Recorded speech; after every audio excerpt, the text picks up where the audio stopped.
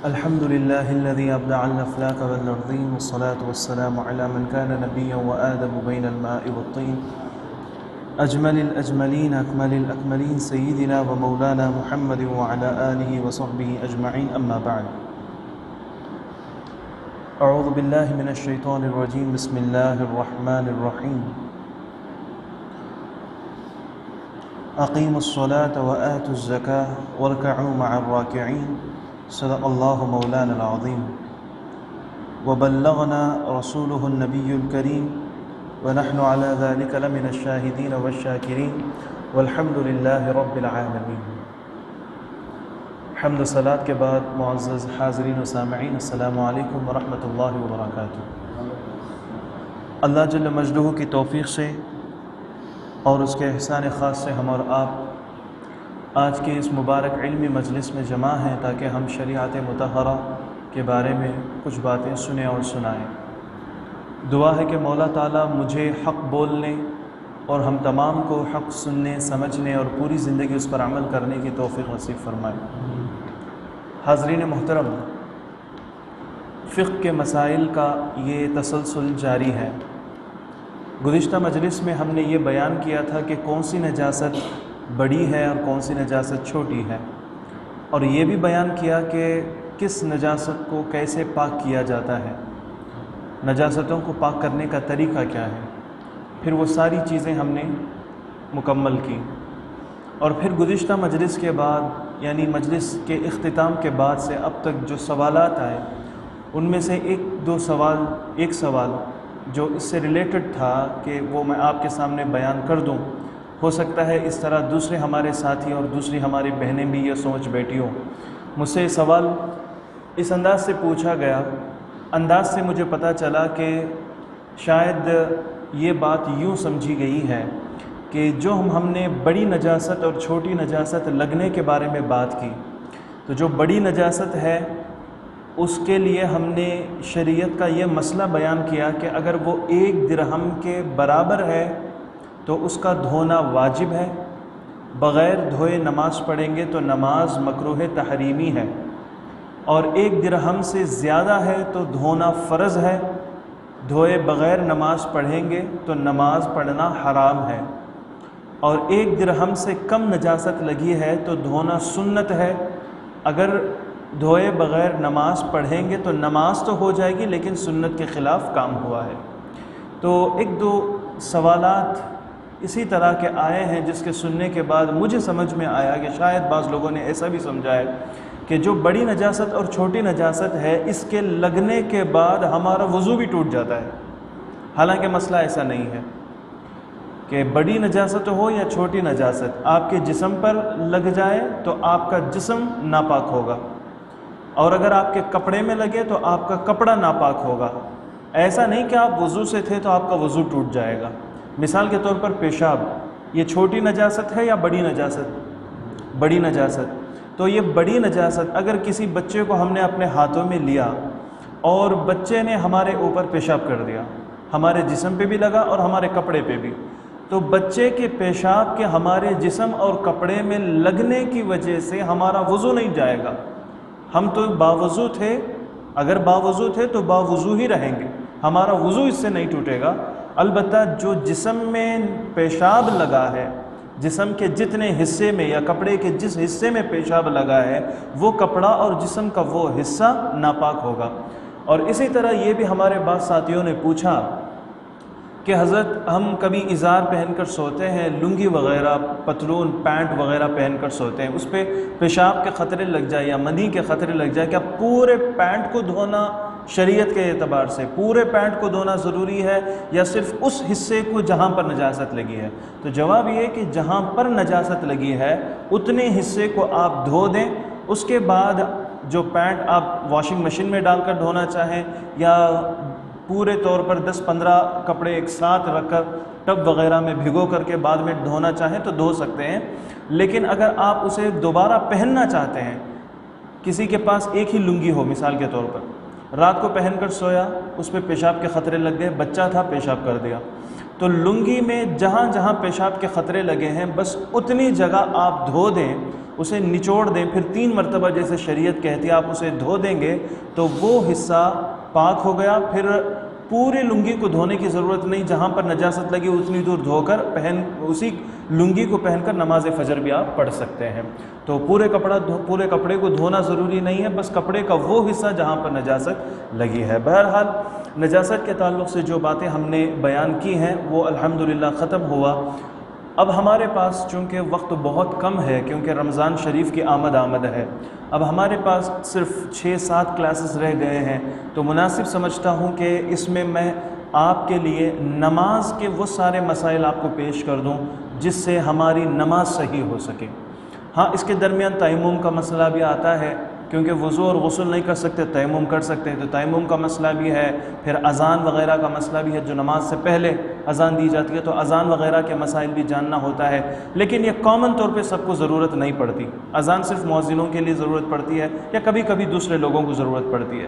اسی طرح یہ تیمم بھی ہر ایک کو ضرورت نہیں پڑتی، اس لیے ہم اسے تھوڑی دیر کے لیے روک کر رکھیں گے انشاءاللہ رمضان شریف کے بعد، جب موقع اللہ تعالیٰ عنایت فرمائے تو اس وقت ہم تیمم اور اذان کے مسائل بھی آپ کو بیان کریں گے۔ البتہ ہماری کوشش ہے کہ رمضان شریف سے پہلے جو ہماری 6 مجلسیں رہ گئی ہیں، ان 6 مجلسوں میں یا 7 مجلسیں جو رہ گئیں اس میں آپ کو نماز کے مسائل بیان کر کے یہ معلوم کرا دیں کہ ہماری نماز صحیح طور پر کیسے ادا کی جائے۔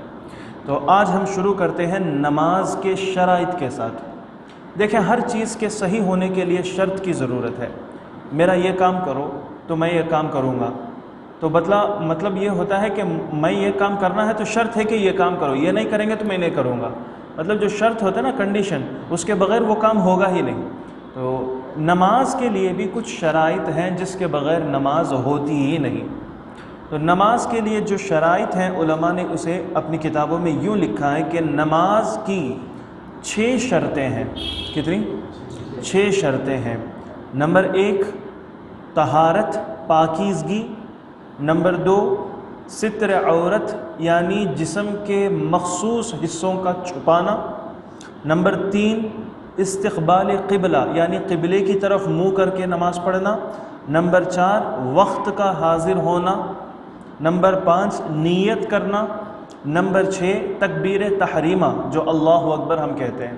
تو یہ 6 شروط ہیں، 6 شرائط ہیں، ان کے بغیر نماز ہوگی ہی نہیں۔ تو یہ شرائط ہیں، آج ہم یہ شرائط بیان کریں گے۔ اب جو شرائط بیان ہوں گے اس کی تفصیل اس مجلس میں انشاءاللہ ہوگی، پھر اس کے بعد نماز کے اندر جو فرائض ہیں وہ ہم بیان کریں گے، پھر نماز کے واجبات بیان کریں گے، پھر نماز کے مستحبات و مکروہات انشاءاللہ بیان کریں گے، پھر کن چیزوں سے نماز ٹوٹ جاتی ہے وہ بیان کریں گے، پھر کن چیزوں سے نماز ٹوٹتی تو نہیں لیکن سجدے سہو واجب ہو جاتا ہے، یہ انشاءاللہ بیان کر کے ہم رمضان سے پہلے یہ مسائل ختم کریں گے۔ تو اب جو نماز کے شرائط کا بیان ہے، تو نماز کے کل کتنے شرائط ہم نے بیان کیے؟ 6۔ اس میں سے ایک ایک کر کے تفصیل بیان کریں گے۔ نمبر 1 طہارت۔ طہارت کا مطلب ہے پاکیزگی۔ جو شخص نماز پڑھنے کا ارادہ کرے، جو انسان نماز پڑھنے کا ارادہ کرے، مرد ہو یا عورت، اسے چاہیے کہ وہ اپنے آپ کو پاک رکھے۔ یہاں پر پاکیزگی، طہارت سے مراد کیا ہے؟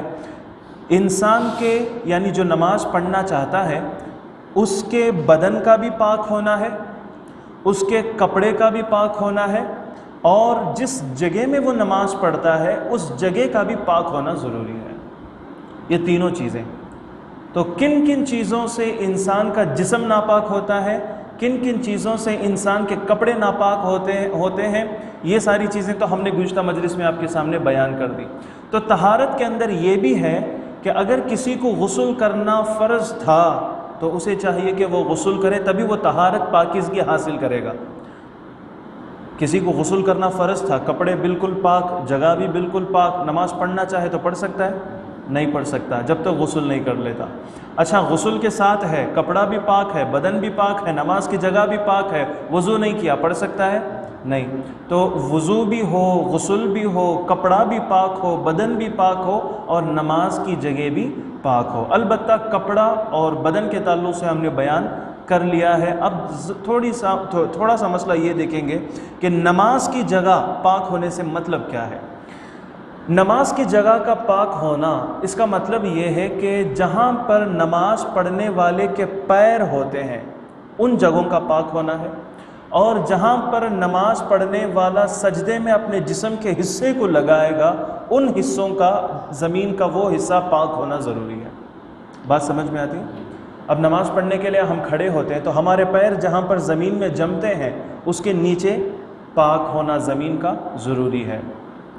اور اسی طرح سجدہ کرتے ہیں تو ہم 7 ہڈیوں کو لگا کر سجدہ کرتے ہیں، پیشانی، دونوں ہاتھ اور دونوں گھٹنے، کتنے ہو گئے؟ پیشانی 1 2 3، دونوں گھٹنے 4 5، اور پاؤں کے جو تلوے جو ہوتے ہیں تو وہ 6 7، تو یہ 7 ہڈیاں ہیں۔ تو یہ 7 ہڈیاں زمین پہ جب جمیں گی تو سجدہ ہوگا۔ تو سجدہ کرتے وقت انسان کے جسم کی یہ جو ہڈیاں ہیں جہاں جہاں جمتی ہیں تو ان جگہوں کا پاک ہونا ضروری ہے۔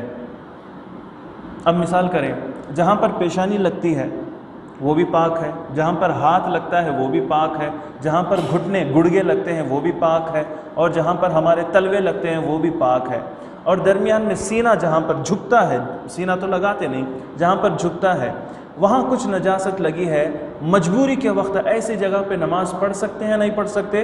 جواب ہے کہ پڑھ سکتے ہیں، کیونکہ سجدہ کرتے وقت جتنے جسم کا حصہ زمین پہ لگے گا یا جس کپڑے میں لگے گا تو اس زمین کے حصے کا پاک ہونا ضروری ہے۔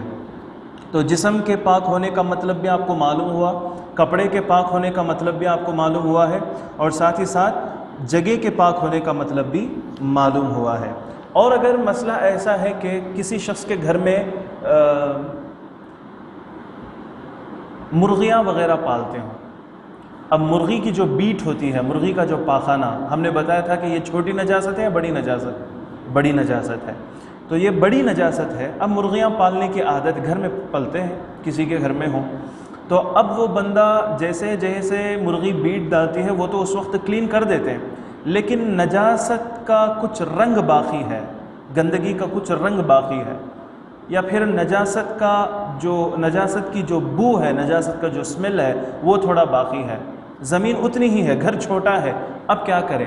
اگر وہ شخص اس گھر کے اندر جہاں پر نجاست لگی ہے اتنا موٹا کپڑا اوپر ڈال کے نماز پڑھتا ہے کہ اس موٹے پن کے کپڑے کے موٹے پن کی وجہ سے، یعنی اتنا موٹا مصلی ہم جاتے ہیں جائے نماز، تو اتنا موٹا کپڑا ڈال کے اس کے اوپر کھڑے ہو کر نماز پڑھے جس کے اندر سے یعنی نجاست کا رنگ یا نجاست کی بو محسوس نہ ہو تو آپ کی نماز ہو جائے گی۔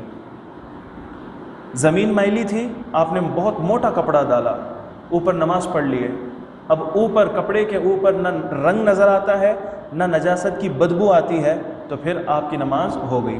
اور اگر نجاست کے اوپر آپ نے کپڑا تو ڈالا لیکن کپڑا اتنا باریک تھا کہ کپڑا نجاست میں لگ کر کپڑے کے اندر نجاست کا اثر آ گیا، رنگ آ گیا، ابزو کر لیا اس کو، رنگ آ گیا ہے، یا پھر اس میں بدبو شروع ہو گئی ہے، تو پھر اب اس میں نماز آپ نہیں پڑھ سکتے۔ تو زمین بھی میلی ہو گئی تھی اور وہ کپڑا بھی میلا ہو گیا تھا، اور موٹا کپڑا ڈالیں گے تو کپڑے کا نچلے والا حصہ تو میلا ہوگا کیونکہ نجاست میں لگا ہے، لیکن کپڑے کا اوپر والا حصہ موٹا پن کی وجہ سے اوپر پاک رہے گا، تو اس پہ آپ کی نماز ہو جائے گی۔ اچھا، یہ تو نمبر 1 یعنی پہلی شرط جو ہے وہ ہم نے بیان کی، طہارت، پاکیزگی۔ اب دوسری شرط ہے ستر عورت۔ ستر عورت کا معنی کیا ہے؟ ستر عورت کا معنی ہے بدن کا وہ حصہ جس کو چھپانا فرض ہے اس کو چھپانا، جب تک اسے نہیں چھپائیں گے نماز ہی نہیں ہوگی۔ ستر عورت، عورت کا مطلب ہے چھپائے جانے والی چیز۔ ہم عورتوں کو عورت اسی لیے کہتے ہیں کہ عورت دکھائے جانے والی چیز نہیں ہے، چھپائے جانے والی چیز ہے۔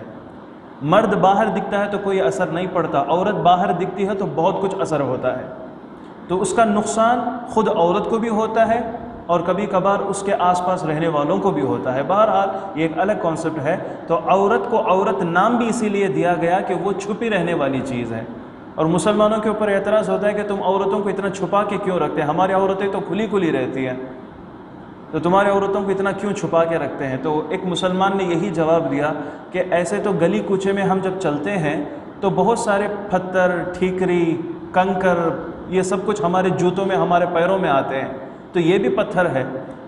اور ہمارے گھروں میں سونے کو یا پھر ہمارے گھروں میں ہیرے جواہرات وغیرہ کو کارخانوں وغیرہ میں دیکھا جائے تو اسے بالکل چھپا کر کے حفاظت سے بڑی اوپر کی جگہ میں رکھتے ہیں تاکہ ہیرا ہر ایک کے ہاتھ میں نہ لگے۔ ہیرے کی ہمارے پاس قدر ہوتی ہے، کنکروں پتھروں کی قدر نہیں ہوتی۔ تو اگر کوئی ایسے کھلے کھلے آ جاتے ہیں تو وہ ان کا اپنا مسئلہ ہے، لیکن اسلام تو عورت کو اتنا بڑا مقام دیا ہے کہ وہ اپنی خوبصورتی سوائے اپنے شوہر کے کسی اور کے لیے ظاہر نہیں کر سکتی۔ بہرحال اس کے کتنے نقصانات ہیں وہ ہمیں بولنے کی ضرورت نہیں ہے، روزانہ کے اخبار آپ اٹھا کر پڑھیں، اس میں خود معلوم ہو جائے گا کہ عورت جب بے پردگی پہ آتی ہے تو اس کے بے پردگی کی وجہ سے کتنے بڑے فسادات ہوتے ہیں۔ البتہ ستر عورت یعنی جسم کا وہ حصہ جس کا چھپانا فرض ہے، مرد کے لیے شریعت ایک حد مقرر کرتی ہے اور اسی طرح عورت کے لیے بھی ایک حد مقرر کرتی ہے۔ مرد کے لیے کن چیزوں کا چھپانا فرض ہے یہ آپ سن لیں۔ مرد کے لیے ناف کے نیچے سے لے کر، ناف سے لے کر گھٹنے تک، گھٹنے کے نیچے تک، ناف سمجھتے ہیں ہمارے یہاں پر اسے بومبی وغیرہ بولتے ہیں، تو ناف کے نیچے سے، بالکل ناف کے نیچے سے لے کر گھٹنے کے نیچے تک، ناف اس میں شامل نہیں ہے لیکن گھٹنا جو گڑگا کہتے ہیں یہ اس میں شامل ہے، تو ناف سے لے کر گڑگے کے نیچے تک کا جسم چھپا ہوا ہونا ضروری ہے۔ اگر ان میں سے کچھ حصہ کھلا رہتا ہے، کوئی نماز پڑھتا ہے تو نماز نہیں ہوگی، اس کی تفصیل انشاءاللہ آگے آئے گی۔ یہ مردوں کے لیے۔ عورتوں کے لیے کن چیزوں کا چھپانا فرض ہے، کن چیزوں کا چھپانا واجب ہے، وہ یہ ہے کہ عورت جب نماز پڑھنے کے لیے کھڑی ہو تو عورت کے جسم کے صرف 5 حصے کھلے رہ سکتے ہیں، صرف 5۔ اس کے علاوہ اس کے جسم کا ہر حصہ چھپنا، ہر حصے کا چھپانا فرض ہے۔ وہ 5 حصے کون کون سے ہیں؟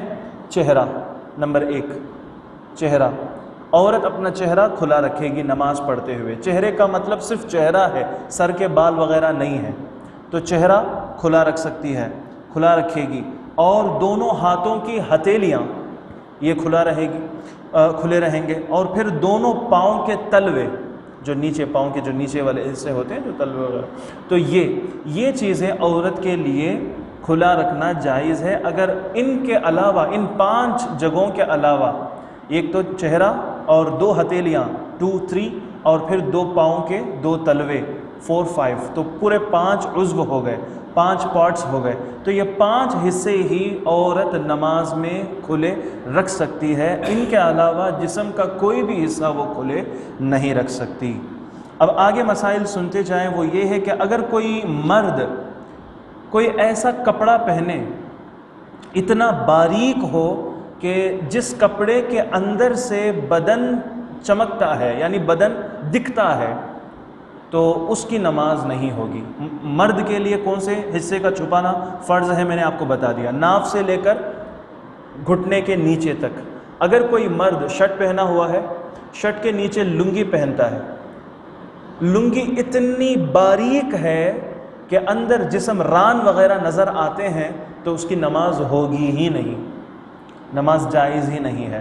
بعض لوگ ٹرانسپیرنٹ پہننے کے زیادہ خواہش مند ہوتے ہیں، گرمی کی وجہ سے کبھی کبھار پہننے کی خواہش کرتے ہیں، یہ اور مسئلہ ہے، لیکن نماز کے لیے اور نماز کے علاوہ بھی آپ کو یہ جائز نہیں ہے کہ آپ کے ستر کو آپ چھپائے بغیر ایسے ہی گھومتے پھریں۔ ستر کو چھپانا لوگوں کے سامنے ہو یا تنہائی میں واجب ہے، جب لوگ سامنے ہوں تو چھپانا فرض ہے۔ کیا مرد کو بھی چھپانا فرض ہے؟ فرض ہے۔ صرف عورت کے سامنے چھپانا فرض ہے؟ نہیں، مردوں کے سامنے چھپانا بھی فرض ہے۔ جو مردوں کے سامنے اپنے ستر کو چھپائے بغیر گھوم پھر رہے ہوتے ہیں، وہ ان چیزوں سے سبق حاصل کر لیں، خصوصاً ہمارے وہ نوجوان جو کنویں تالاب وغیرہ میں نہانے کے لیے جاتے ہیں یا سوئمنگ پول وغیرہ میں جاتے ہیں، تو اکثر اس کا خیال نہیں کرتے، وہ شارٹس یا پھر کوئی اور کپڑا وغیرہ پہن کر سوئم کر رہے ہوتے ہیں، تو اس وقت ناف سے لے کر گھٹنے کے اندر کا حصہ کھلا ہوا ہوتا ہے، جو کہ شریعت میں حرام ہے۔ اسی طرح جم میں جانے والے جو لوگ ہوتے ہیں، جم کرتے ہیں، تو ان کے لیے بھی یہ ایک سبق لینا ہے کہ وہ جم میں جا کر وہ جسم کا حصہ نہ کھولیں جس کا چھپانا شریعت فرض قرار دی ہے۔ تو جن عضو کا جن پارٹس کا چھپانا فرض ہے وہ ہمیشہ کے لیے چھپانا فرض ہے۔ اسی طرح عورت اپنے جسم کو چھپائے رکھے گی۔ مرد کے لیے جتنا حصہ چھپانا فرض ہے اسی طرح عورت تنہائی میں بھی وہ اپنا حصہ چھپا کر رکھے گی۔ اور اگر مرد محرم ہے، مطلب ایسے مرد کے سامنے عورت رہتی ہے جن سے شادی کرنا ہمیشہ کے لیے حرام ہے، یعنی بیٹی باپ کے سامنے ہے یا بہن بھائی کے سامنے ہے، اس طرح ماں بیٹے کے سامنے ہے، تو یہ تو محرم ہے، ان سے ہمیشہ نکاح کسی بھی صورت میں جائز نہیں ہے۔ تو ایسے محرم کے سامنے جب ہوتے ہیں تو اس وقت اپنے پیٹ کو بھی پیٹھ کو بھی چھپانا ضروری ہے، یعنی سینہ یہ پورا مکمل، چہرہ اور بال کھلے رکھ سکتی ہے باپ کے سامنے، بیٹوں کے سامنے اور بھائی کے سامنے چہرہ اور بال کھلے رہے تو کوئی مسئلہ نہیں ہے۔ اب غیر محرم کے سامنے آنا ہے، نماز کے لیے آنا ہے تو بالوں کو بھی چھپانا ہے، چہرہ کھلا رکھے گی۔ غیر محرم کے سامنے آنا ہے، کوئی دوسرا ایرا غیرہ تھرڈ پرسن کے سامنے آتے ہیں تو اس وقت چہرے کا بھی چھپانا ضروری ہے۔ اور بدقسمتی سے آج مسئلہ یہ ہے کہ آج عورتوں کو ایک ایسا سوشل نام دے کر کے یا پھر اسے ایک کوئی بھی عجیب عجیب نام دے دیتے ہیں کہ بھائی چلو سوشل رہیں، پھر کچھ ایسے بھی رہیں ویسے بھی رہیں، تو غیر محرموں کے سامنے بے پردگی کا حکم خود مرد دیتا ہے، آؤ تم چلے آؤ، سب کے سامنے آؤ، ملو بیٹھو کرو، یہ صحیح نہیں ہے۔ اور عورت کو چاہیے کہ اپنے شوہر کی یہ بات نہ مانے، عورت اپنے شوہر کی فرما برداری کرے گی لیکن حرام کاموں میں نہیں کرے گی، کیونکہ اس کا چہرہ اللہ چھپانے کا حکم دیتا ہے دوسروں سے تو وہ چھپا کر رکھے گی۔ شوہر بولتا ہے اس لیے شوہر کے جان پہچان کے یا شوہر کے کلیگس کے، شوہر کے فرینڈز کے سامنے آنے کی اجازت نہیں دی جائے گی، یہ حرام ہوگا۔ جو شوہر کہتا ہے وہ گنہگار ہوگا، اسے توبہ کرنا چاہیے۔ اور اسی طرح عورتیں اگر باریک دوپٹہ پہن کر نماز پڑھتی ہیں، باریک دوپٹہ جس کے اندر سے بال کی سیاہی بلیکنس وغیرہ نظر آئے تو پھر اس کی نماز نہیں ہوگی، اس پہ غور کر لیں۔ اسی طرح خصوصاً وہ عورتیں جو ساڑیاں پہن کر نماز پڑھتی ہیں تو ساڑی میں جسم کا کچھ حصہ ایکسپوز ہوتا ہے جو شریعت میں چھپانا واجب ہے، فرض ہے۔ شریعت میں 5 چیزوں کے علاوہ کوئی چیز ہے نا کھلا نہیں رکھ سکتے نا نماز کے وقت، تو ساڑی پہن کر ساڑی کو ہی ایسے سر پہ اوڑھ لے کر نماز پڑھتی ہیں تو کبھی پیٹ یا پیٹھ والا حصہ کھل جاتا ہے یا بال والا حصہ کھل جاتا ہے یا کان وغیرہ کھل جاتا ہے، کان کو بھی چھپانا ہے کیونکہ کان اس میں داخل نہیں ہے، چہرے میں کان داخل نہیں ہوگا، تو کان یا کان کے پچھلے والا حصہ، گلا، گردن وغیرہ عورت کا کھل جاتا ہے تو پھر اس کی نماز ہی نہیں ہوگی۔ تو عورتیں وقت نکال کر وضو کر کے ٹائم نکال کر نمازیں پڑھتی ہیں تو نماز کی حفاظت بھی کر لیں، تو جس طریقے سے نماز پڑھنا ہے اس طریقے سے نماز پڑھ لینا ہے۔ اور اگر نماز کے دوران جن عضو کو چھپانا فرض ہے وہ حصہ کپڑا ہٹ گیا، اچانک کھل گیا، تو مسئلہ یہ ہے کہ اگر 1/4 سے کم کھلا ہے تو نماز ہو جائے گی، اگر 1/4 یا اس سے زیادہ کھلا ہے تو فوراً کھلتے ہی اس بندے نے عمل قلیل یعنی تھوڑے سے عمل سے اسے فوراً باندھ لیا تو تب بھی نماز ہو جائے گی۔ اور اگر جسم کا کوئی حصہ جس کا چھپانا فرض تھا نماز میں کھل گیا، نماز کے دوران کھل گیا اور 3 مرتبہ سبحان اللہ سبحان اللہ سبحان اللہ بولنے کی مقدار تک کھلا رہا، نمازی نے اسے چھپایا نہیں تو نماز ختم ہو جائے گی، نماز باطل ہو جائے گی، نماز ٹوٹ جائے گی۔ اب وہ جو ہمارے ساتھی لو ہپ وغیرہ پہن کر نماز پڑھنے آ جاتے ہیں تو نماز پڑھتے ہیں تو سامنے جب سجدے میں جاتے ہیں تو پیچھے والا حصہ کھل جاتا ہے۔ دیکھیں ناف سے لے کر شرمگاہ تک ایک پارٹ ہے اور شرمگاہ الگ پارٹ ہے، اور شرمگاہ کے بعد ایک ران الگ پارٹ ہے اور دوسرا ران الگ پارٹ ہے، تو ایک ران کا 1/4 کھل جاتا ہے تو کھلتے ہی فوراً چھپا لیا تو نماز ہو جائے گی۔ اسی طرح ناف کے نیچے سے شرمگاہ تک اس کا جو پورا سرکل وغیرہ ہے، پیٹھ سے پیٹ تک اور کروٹوں میں جتنا حصہ آئے گا، اب ہم لو ہپ وغیرہ یا پھر لنگی نیچے یا پینٹ وغیرہ نیچے کر کے نماز میں سجدے میں جاتے ہیں تو کیا ہوتا ہے، پینٹ وغیرہ پیچھے سے ذرا کھل جاتا ہے۔ اب کھلتا ہے تو وہ جو حصہ ایکسپوز ہوتا ہے وہ ناف کے نیچے والا ہوتا ہے پیچھے طرف، تو اگر اس طرح ایکسپوز ہوتا ہے ایکسپوز ہونے کے بعد فوراً وہ بندہ جبہ یا شرٹ وغیرہ سے بند کر لیا تو کوئی مسئلہ نہیں ہے. اگر 3 مرتبہ سبحان اللہ بولنے تک اسے شعور نہیں ہے، اب اکثر شعور ہی نہیں کرتے، سجدہ کر رہے ہوتے ہیں، آرام سے سجدہ کر رہے ہوتے ہیں، تو 3 مرتبہ سبحان اللہ یعنی ایک رکن کی مقدار وقت نکل جاتا ہے، وہ آرام سے سجدہ کر رہے ہوتے ہیں، پیچھے حصہ کھلا ہوا ہوتا ہے، تو ان کی نماز ہی نہیں ہوگی. اس لیے نماز کو بالکل ایک کوئی چھوٹی چیز نہ سمجھیں. نماز کے لیے اچھے کپڑے اٹھائیں، نماز کے لیے اچھے کپڑے پہنا کریں اور نماز کی پابندی بھی کریں. نماز کو صحیح معنی میں پڑھنے کے لیے اس کی بھی پابندی کر لیں. تو یہ چیزیں ستر کے تعلق سے چند باتیں ہم نے آپ کے سامنے بیان کی ہیں. اور اس کے بعد تیسرے نمبر پر شرط ہے استقبال قبلہ، قبلے کی طرف منہ کر کے نماز پڑھنا. تو قبلے کی طرف منہ کر کے نماز پڑھنے کا مطلب یہ ہے کہ جو کعبۃ اللہ شریف کی جانب ہم منہ کرتے ہیں اس کی طرف ہم منہ کر کے نماز پڑھیں گے، تو ہمارا چہرہ اور ہمارا سینہ قبلے کی طرف ہونا ضروری ہے. اگر ہمارا چہرہ پھر گیا یا پھر ہمارا چہرہ قبلے کی طرف تھا، سینہ پھر گیا، تو پھر نماز چلی جائے گی. یوں سمجھے کہ اب ہمارا چہرہ ڈائریکٹ خانہ کعبہ کے سامنے ہے، کعبۃ اللہ شریف قبلے کی طرف ہے. اب اسے یوں سمجھے کہ وہ 0 ڈگری پہ ہے اور بالکل ہمارے رائٹ سائڈ میں 90 ڈگریز وغیرہ ہیں.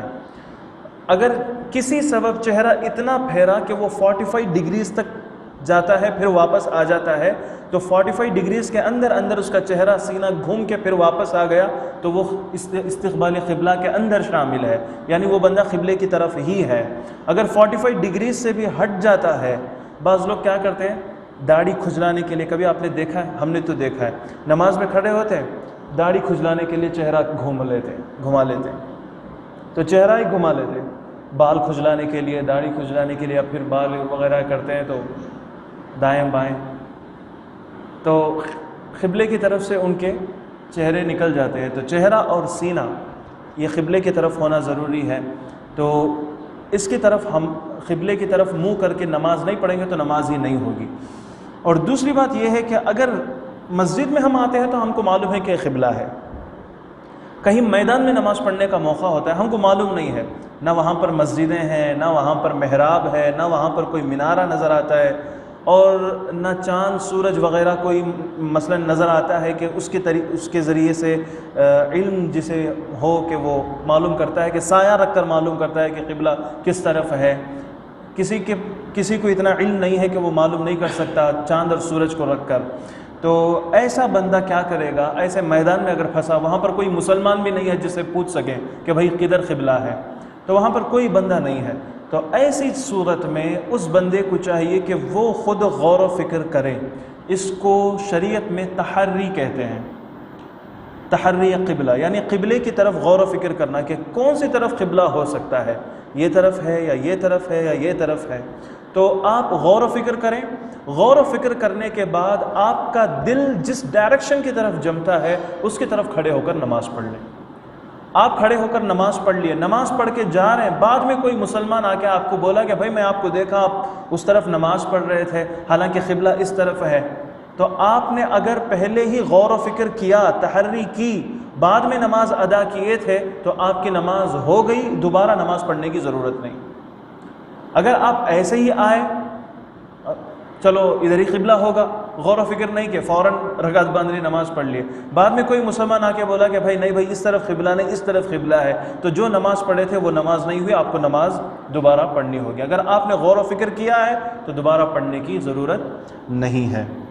اور اسی طرح کوئی شخص مسلمان وہاں پر موجود ہے، یہ بندہ گیا، اس سے پوچھ سکتا تھا لیکن پوچھے بغیر خود ڈائریکشن وغیرہ دیکھ کر غور و فکر کر کے نماز پڑھا، اگر وہ صحیح نہیں تھا تو اس کی نماز نہیں ہوگی، صحیح تھا تو نماز ہو جائے گی، کیونکہ سامنے موجود تو تھا نا شخص، اس سے پوچھنا چاہیے تھا، اس سے نہیں پوچھا تو پھر مسئلہ گڑبڑ ہو جاتا ہے. بہرحال یہاں تک استقبال قبلہ کے تعلق سے ہم روکتے ہیں.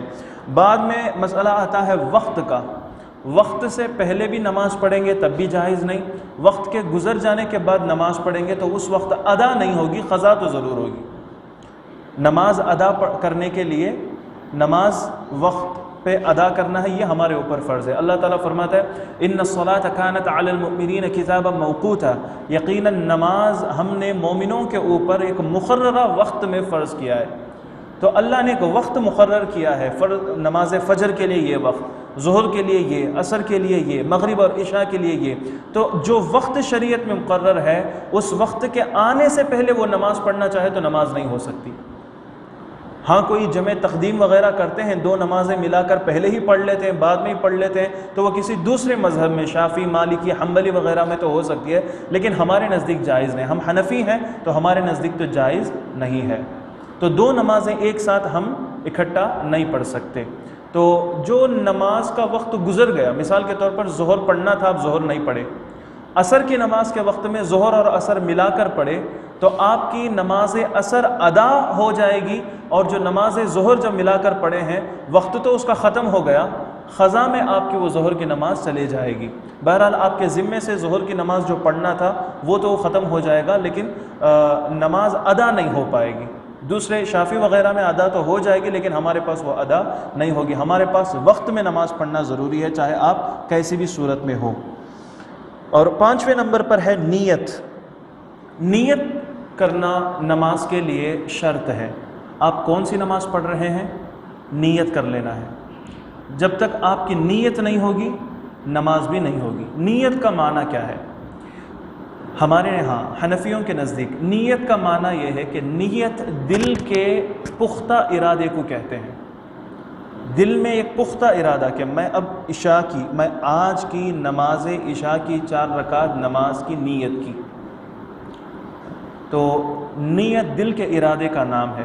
اب کسی نے دل میں تو نیت کی کہ میں عشاء پڑھ رہا ہوں، اب عشاء کی نماز پڑھیں گے نا ہم انشاءاللہ، تو دل میں نیت ہے عشاء پڑھ رہا ہوں، لیکن غلطی سے زبان پہ عصر یا ظہر وغیرہ نکل گیا تو نیت میں کوئی پرابلم نہیں ہے، کیونکہ آپ کو تو نیت یہی تھی نا کہ میں عشاء پڑھوں گا۔ زبان سے اگر غلطی ہو گئی تو اس سے نماز میں کوئی نقصان نہیں ہوتا۔ یہ ہمارا حنفیوں کا مسئلہ ہے کہ نیت دل کے ارادے کو کہتے ہیں۔ اگر کوئی زبان سے بولے بھی نہیں، بس دل میں پختہ ارادہ کر کے نماز اللہ اکبر بول کے کھڑے ہو جاتا ہے، تب بھی نماز ہو جائے گی۔ البتہ زبان سے نیت کرنا کہ میں آج کی نماز عشاء کی 4 رکعت فرض پڑھتا ہوں، پڑھنے کی نیت کیا واسطے اللہ کے منہ میرا قبلہ کی طرف، اس طرح زبان سے نیت کرنا مستحب ہے، فرض نہیں ہے، شرط نہیں ہے، دل میں پکا ارادہ ہو۔ نیت کی ادنا مقدار یہ ہے کہ اگر کوئی فوراً پوچھے کہ بھائی تم کون سی نماز پڑھتے ہو، تو فوراً بولے کہ میں عشاء کی نماز پڑھتا ہوں۔ اب وہ سوچے گا کہ نہیں میں کون سی نماز پڑھتا ہوں، مغرب یا عشاء، تو اس طرح اگر وہ خود پریشانی میں آ جاتا ہے یا سوچنے میں آ جاتا ہے تو پھر اس کی نیت پختہ نہیں ہوئی ہے۔ دل میں پختہ ارادہ ہو کہ میں کون سی نماز پڑھ رہا ہوں۔ اور اسی طرح تکبیر تحریمہ سے پہلے نیت کر لے۔ تکبیر تحریمہ یعنی اللہ اکبر جو ہم کہتے ہیں، تو اللہ اکبر بولنے سے پہلے نیت کر لینا ضروری ہے۔ تکبیر تحریمہ کے بعد نیت کریں گے تو وہ نیت میں شمار نہیں ہے۔ اور اسی طرح نیت کرتے وقت ہم دن کا بھی دن مقرر، یعنی آج کی نماز عشاء پڑھتا ہوں اور نماز عشاء کی 4 رکعت فرض پڑھتا ہوں، بولنا ضروری نہیں ہے، اگر بول لے تو افضل ہے۔ نماز عشاء کا مطلب ہی 4 ہی رکعت ہے نا، عشاء کی کتنی رکعت ہے؟ 4 ہی رکعت، تو 4 ہی رکعت کو 4 رکعت بولنے کی ضرورت نہیں ہے۔ ہاں ہمارے یہاں ہم بچوں کو سکھاتے ہیں تو رکعت کے عدد کے ساتھ ہی سکھاتے ہیں کہ مغرب کی 3 رکعت، فجر کی 2 رکعت، عشاء کی 4 رکعت، تو اس طرح عدد کے ساتھ ہم سکھاتے ہیں، بچے بھی اس طرح پڑھ لیتے ہیں، یہ افضل ہے، بہتر ہے، تو اس طرح کر لیں۔ اور اسی طرح ایک اہم مسئلہ یہ ہے کہ جو نماز پیچھے کھڑے ہو کر پڑھتے ہیں امام کے پیچھے، ان کو کہتے ہیں مقتدی کو چاہیے کہ وہ امام کے پیچھے کھڑے ہو کر اقتداء کرنے کی بھی نیت کرے، تابع اس امام کی اقتداء میں نماز پڑھتا ہوں۔ جب تک یہ نیت نہیں کرے گا اس کی نماز نہیں ہوگی۔ البتہ امام کو میں ان لوگوں کی نماز پڑھاتا ہوں، امامت کراتا ہوں، یہ نیت کرنا کوئی ضروری نہیں ہے۔ البتہ جب پیچھے نماز پڑھنے والے لوگوں میں عورتیں بھی شامل ہو تب امام نیت کرے گا کہ میں مرد اور عورتیں دونوں کے لیے امامت کی نیت کرتا ہوں۔ بات سمجھ میں آئی؟ اب فرض نماز عشاء کی فرض نماز ہم پڑھیں گے انشاءاللہ، اب کوئی امامت کرے تو امام کو یہ ضروری نہیں کہ یہ نیت کرے کہ میں ان لوگوں کی امامت کی نیت کرتا ہوں۔ اور اگر کوئی ایسی جگہ پہ نماز پڑھا رہا ہے، عشاء کی نماز پڑھا رہا ہے، وہاں پیچھے مرد بھی ہیں، عورتیں بھی آ کر جماعت میں شرکت کرتی ہیں، نماز پڑھتی ہیں، مثال کے طور پر، تو وہاں پر وہ نیت کرے گا کہ میں مرد اور عورتوں کی امامت کی نیت کرا۔ اگر نیت نہیں کرے گا تو پیچھے نماز پڑھنے والی عورتوں کی نماز نہیں ہوگی۔ البتہ جنازے کی نماز جمعہ کی نماز اور عیدین کی نماز کے لیے امام کو امامت کی نیت کے بغیر بھی نماز پڑھائیں تو پیچھے مرد ہوں عورتیں ہوں سب کی نمازیں ہو جائیں گی۔ یہ نماز جنازہ میں اور جمعہ میں اور عیدین میں یہ مسئلہ ہے۔ باقی نمازوں میں عورتیں اگر پیچھے ہیں تو امام امامت کی نیت کریں گے، عورتیں پیچھے نہیں ہیں تو پھر امامت کی نیت کرنے کی بھی ضرورت انہیں نہیں ہے، کر لے تو بہتر ہے۔ بہرحال اب چھٹی چیز ہے تکبیر تحریمہ۔ تکبیر تحریمہ کا مطلب ہے اللہ اکبر بولنا۔ تو اللہ اکبر اس سے نماز شروع ہوتی ہے، اور اللہ اکبر بولتے ہوئے ہم دونوں ہاتھوں کو کانوں تک اٹھاتے ہیں، اور دونوں ہاتھوں کو کانوں تک اٹھانا اس پہ دلائل انشاءاللہ ہم آگے پیش کریں گے۔ بعض لوگ کندھوں تک اٹھاتے ہیں، اللہ اکبر دیکھا ہوگا آپ نے، اللہ اکبر۔ عورتیں کندھوں تک اٹھاتے ہیں، ہم کانوں تک ہاتھ اٹھاتے ہیں مرد حضرات۔ تو مرد کانوں تک ہاتھ اٹھانا یہ ہمارے نزدیک طریقہ ہے، یہی سنت طریقہ ہے، اس پہ دلائل ہم انشاءاللہ آگے پیش کریں گے۔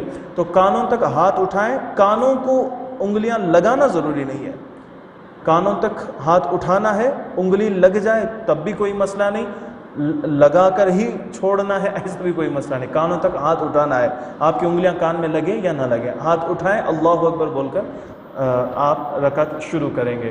تو یہ تکبیر تحریمہ کے ساتھ مل کر یہ 6 شرائط ہو گئے ہیں آپ کے نماز کے لیے۔